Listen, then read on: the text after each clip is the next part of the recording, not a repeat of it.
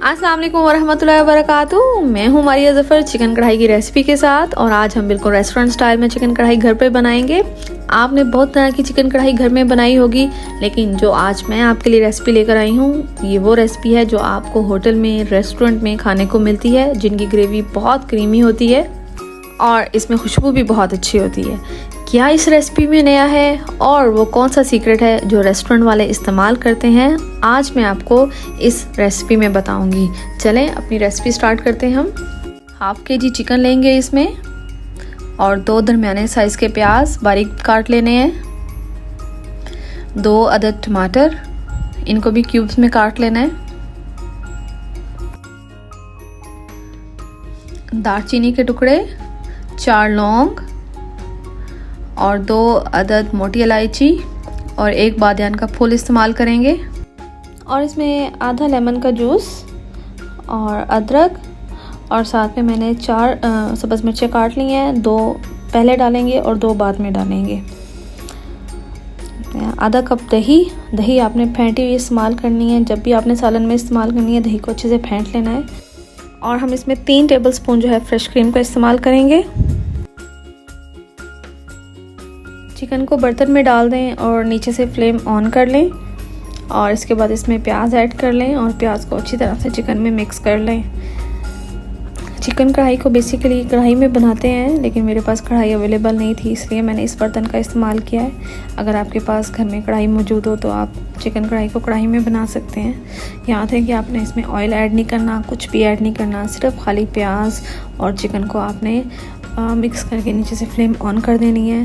ये प्याज और चिकन जो है ये अपना पानी छोड़ेंगे। अब इसके अंदर खड़े मसाले ऐड कर लें और खड़े मसालों को अच्छी तरह से इसमें मिक्स कर दें।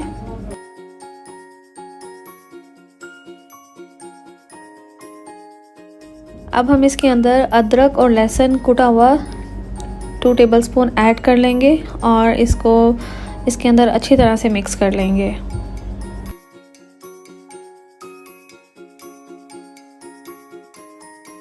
अब हम इसके अंदर 2 अदद कटे हुए टमाटर ऐड करेंगे और इन टमाटर को भी इस मिक्सर में अच्छी तरह से मिक्स कर लेंगे।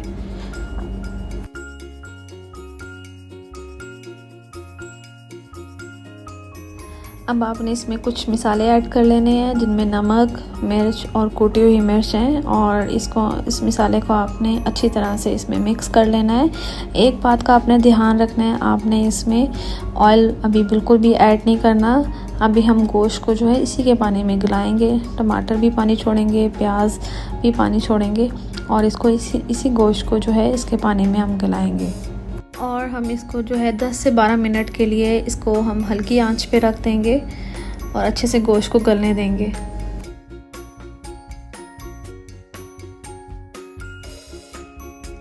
दस से 12 मिनट हो चुके हैं और इसमें अभी भी पानी मौजूद है।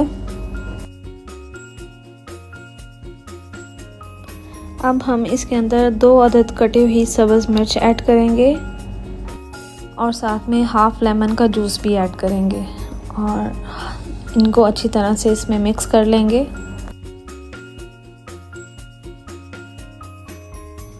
और अच्छी तरह से मिक्स करने के बाद 7 से 8 मिनट के लिए इसको दोबारा से हम कवर करके रख देंगे। 7 से 8 मिनट हो चुके हैं और गोश्त अच्छी तरह से गल चुका है।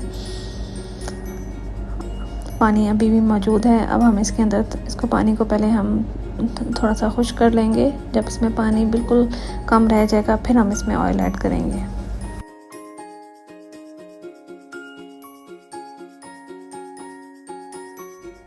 पानी इसमें खुश्क हो चुका है। अब हम इसमें आधा कप ऑयल ऐड करेंगे, और ऑयल ऐड करने के बाद हम इसको अच्छी तरह से भून लेंगे। हल्का सा इसको भूनने के बाद अब हम इसके अंदर जो बाकी मसाले हैं वो ऐड कर लेंगे और उनको अच्छी तरह से मिक्स करके इनको एक दफ़ा फिर भून लेंगे।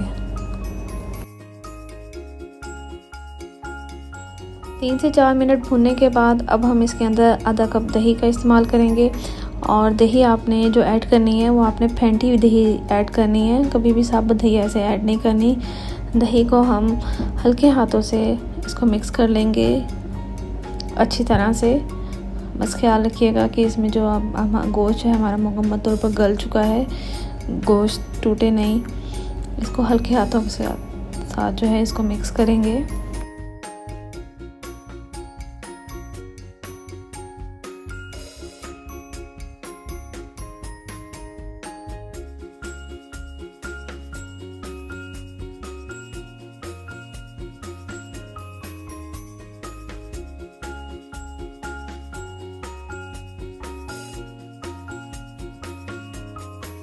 दही इसमें अच्छी तरह से मिक्स हो चुकी है।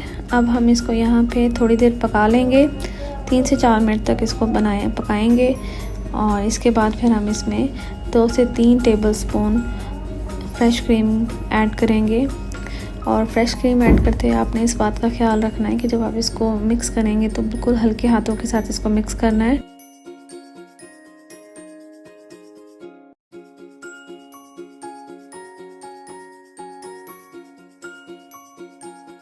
जी, ये हमारी चिकन कढ़ाई तैयार हो गई है। अब हम इसकी धनिया के साथ गार्निशिंग कर लेंगे।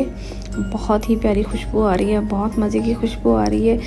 जो हमने एंड पे क्रीम का इस्तेमाल किया है, इससे जो क्रीमी जायका कढ़ाई में डेवलप होता है वो बहुत मज़े का होता है। रेस्टोरेंट में यही क्रीम ऐड करके वो इसकी ग्रेवी को क्रीमी बनाते हैं। आप भी जब घर में कढ़ाई बनाएं तो आप फ्रेश क्रीम का इस्तेमाल ज़रूर करें, फ्रेश क्रीम को इसमें ज़रूर ऐड करें।